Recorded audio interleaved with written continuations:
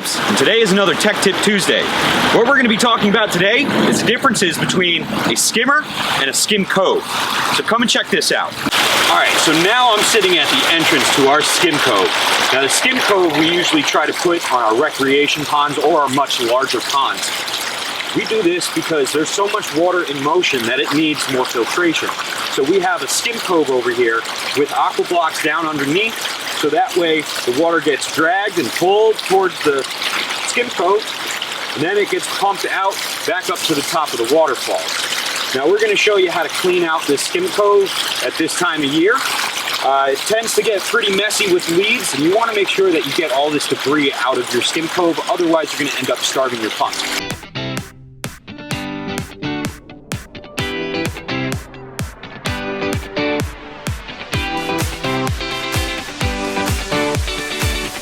When we install these skimmers, we tend to put them at the opposite side of the waterfall. That way the current can push everything, including debris and the water, all the way across the pond and into the skimmer. Now inside the skimmer, we'll have leaves, we'll have all the debris that gets pushed all the way across the pond. So that's why you're going to want a skimmer in your pond. So today what we have is a Signature Series 1000 pond skimmer that we are going to install. And what we're going to do is we're going to show you a step-by-step process of how we install these. So first, before we even install anything, I took out all the tools that we're going to need to install this skimmer properly.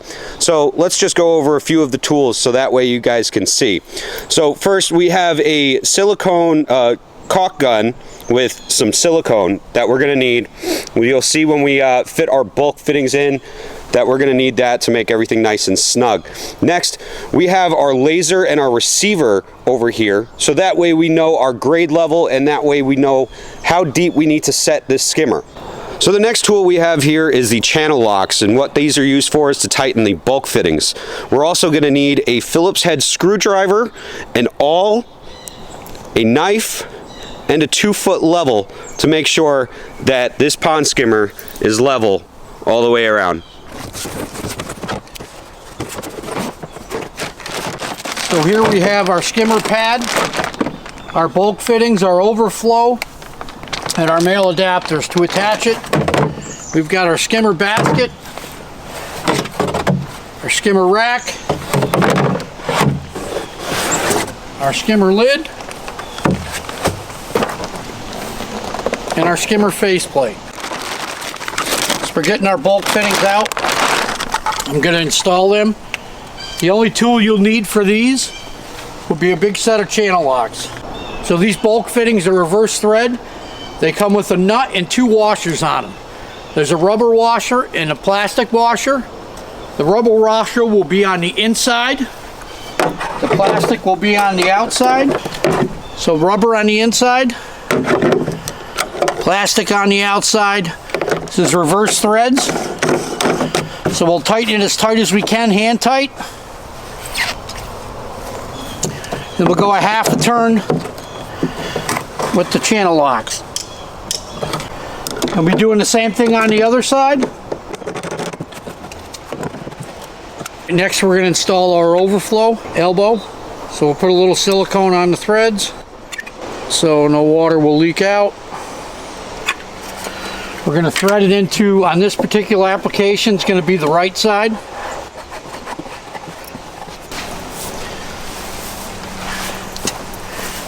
And then our plumbing line to our skimmer is going to go on the left side. This will be threaded in on the back side. Same thing, a little silicone on the threads. And we will tighten this up with our channel locks.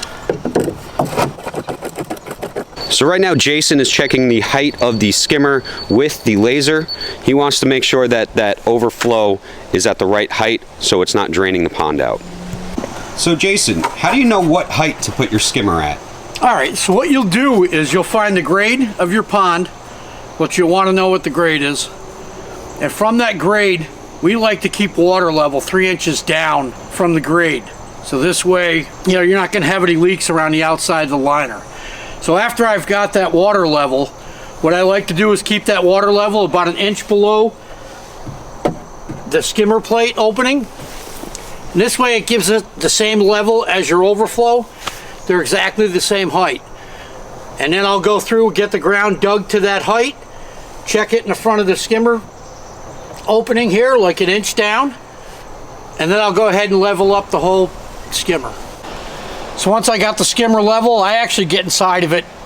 Some people may, you don't have to. I like to do it because it keeps my weight inside the skimmer, and I'm going to backfill the sides. This way it doesn't move when I'm backfilling it.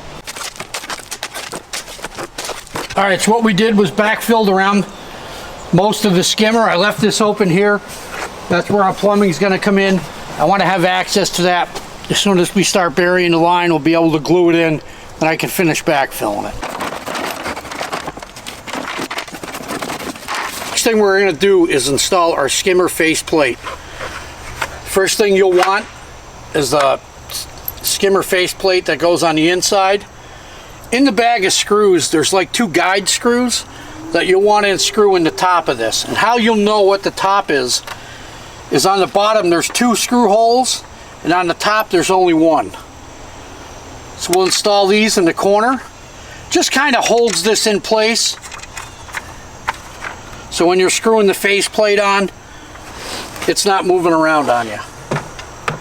So I'll line these up with the 2 top corner holes here, and it kind of holds it in place, as you can see. Next thing you're going to want to do is put silicone on the skimmer where that faceplate's going to go. Don't be afraid to use a good amount. It can't hurt. And what we'll do is go right through the screw holes with it.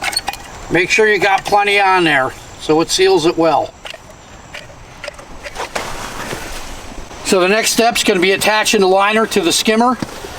What I like to do is to get a little slack on the bottom. Anybody knows that sets rock in the pond, sometimes that liner shifts a little. So I like to give it a little slack in case it pulls a little. It doesn't make that liner real tight up against the skimmer.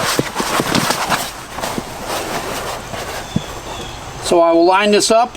I'll poke one side through first, and then the other. I will flip this up over the top. Make sure that that lines up really well and it's flat. You do not want any wrinkles in this. If you get wrinkles in it on that faceplate, you're almost guaranteed to have a leak there. So make sure when we put our faceplate on, we have that 1 hole up top, 2 on the bottom. We'll slide these over the guide pins.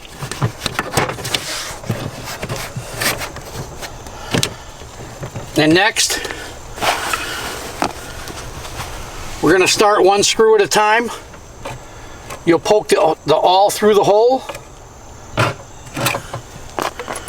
I like to start at the top in the center here. Just get that 1 in, so when you're doing the rest, that is not, the faceplate's not moving around. Now I put that in, but I didn't tighten it all the way. This way this faceplate will move. You'll have a little bit of movement in it in case some screw holes don't line up exactly. And I just like to work my way around, going opposite side to sides. So we went on top before, we'll go on the bottom.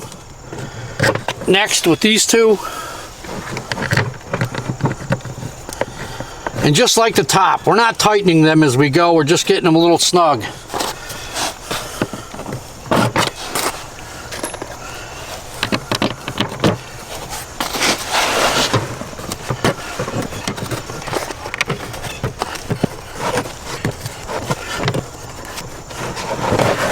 Alright, so we got all them in. The only 2 we have left is where our guide pins are.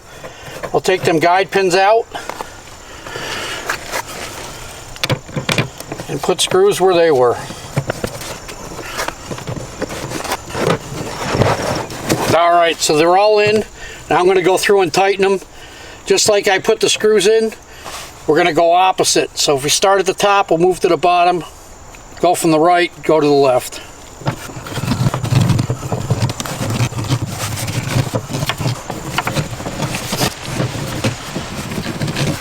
So I've got them all tight. Now I'm going to go through and just give them one last turn. Make sure everything's tight. And I go right around. You can do it clockwise, counterclockwise, doesn't make a difference. Just want to make sure everything's nice and snug and tight. All right, so those are all tight. Our next step is going to be cut this opening on this faceplate. So just stay right near the edge of it. Take your razor knife.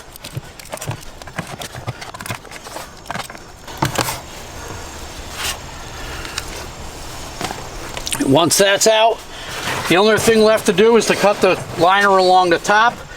I like tracing right around the edge of the skimmer and then going right to the top of the faceplate.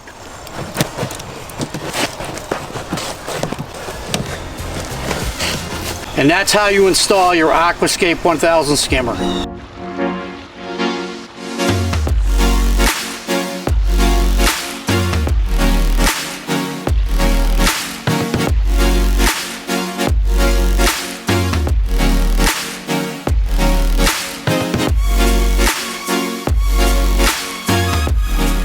So now that you've seen how we install and build a skimmer, we're going to show you how it works and how we take care of it throughout the season.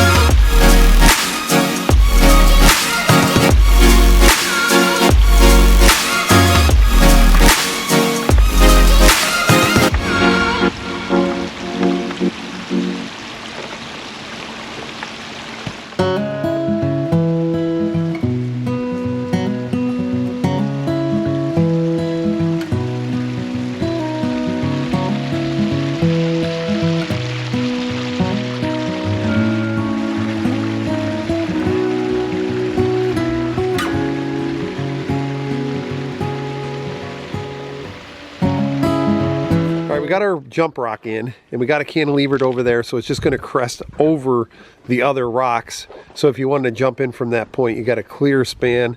But right now it's time to get ready for our skim cove. Our skim cove is actually where all the debris is going to go and where our pump suction is going to be for this recreation pond. All right, so our skim cove is all marked out. Basically what we're going to do is we want it to come right off the edge of that pond, and then we're going to draw the water down through this way, and this is where our suction point, where our vault is going to be, and our piping is going to go right down in there so it can draw the water through and create a current. So what we're using for our suction is a Pondless Waterfall vault. And what's nice about that is the aqua block can sit right on top of that foot. We will bring our suction in from the back and then go down to the bottom. There'll be a check valve assembly in there, so it's very easy to winterize this. You can break the check valve loose and then be able to blow that line out towards the pump. Right in this little foot is going to be in the middle of our area, so that way it's surrounded by aqua blocks and there's no possible way it can crush. So one of the things we're doing with this Skim Cove is, because this ground is very, very rocky, all through here you see all that rock, we really don't want our liner, or even though it's a rock pad, we want to make sure that we protect this. So just to be overly cautious, we actually overdug it 5 inches. I'm going to pad it with this nice sand that Jason is raking up right now. We'll be able to dry fit those aqua blocks, dry fit that vault, get everything in there. Then we'll peel the liner back, reset everything, and then backfill all the way around it. Got our rock pad over the sand. Now it's time to pull the liner back and then put one more layer of underlayment over top of the liner before we put the aqua blocks and vault in. All right, so we got our Skim Cove all in on this side over here. We're basically going to do from this side over, we're going to put a little piece of bib liner in there, so when we set rock there, it is forced to come all the way back through and come back to the vault. So what we want the water to do is to come back over in here and have to hook back around towards that vault. So that means in the front here, we're going to have to bib line that and then set our rock here to kind of seal that off, so the water is forced to be pulled into a current. All right, so now that we've showed you how to put together a skimmer and build a skim cove, we're going to teach you how they work, and we're going to teach you the differences between the two of them. difference between a skim cove and a traditional skimmer is a skimmer is much smaller. You usually see that on like koi ponds that are maybe mid-size and down. So let's say maybe a 6,000 gallon pond and down, you would see a skimmer. What we found over years of experience is that a skim cove, such as what you see behind me, is just much easier to maintain. So if you got a bigger body of water, you can see all around us we have tons of trees and leaves that fall down all the time. One of the cool things is last weekend I was sitting out here having a cup of coffee. There's a whole bunch of leaves falling and you can just watch the current and it pulls them all down into this bigger area. The problem with a skimmer is if you're heavily wooded it's actually not a problem. You just have to be conscious about it. You have to check that skimmer every day. You're gonna have to pull the basket out and dump it, especially when the leaves are falling at that heavy time of the year, which is usually only a 2 to 3 week period. You can eliminate that by also netting it, but right now we're just talking about the difference between a skimmer and a skim cove. The skim coves are really traditionally much bigger and they're made out of aqua blocks, just like you see that we use in our wetlands. It'll actually pull the water through it and it goes down into the pump vaults and then it sucks it all through. So there's no way that your leaves can actually get into your pump. What happens is a lot of times if people aren't careful when they're emptying their skimmer, they'll pull the basket out, there's leaves in front of that, it comes down and it still gets down into your pump and causes a problem. Skim cove, you won't get that. So it's just a lot easier for maintenance purposes. One of the things you have to consider is economics. A skimmer is going to be much cheaper in the sense it's probably, you know, let's just say a traditional skimmer would be $1,000 in order for someone to install it for you with the cost of the skimmer. This particular skim cove right here is probably going to be somewhere around 7 to 8 to possibly 10 times that amount because we've got a much bigger body of water and we're trying to capture a lot more debris so the debris doesn't fall to the bottom of the pond, and you really want that for all your koi health. All right, guys, that's been another Tech Tip Tuesday. Thanks for watching. As always, we want you guys to check us out on YouTube, check us out on Facebook, Instagram, TikTok, whatever you got to do to keep yourself up to date with what Decker's Pondscapes is doing. And as always, enjoy your families.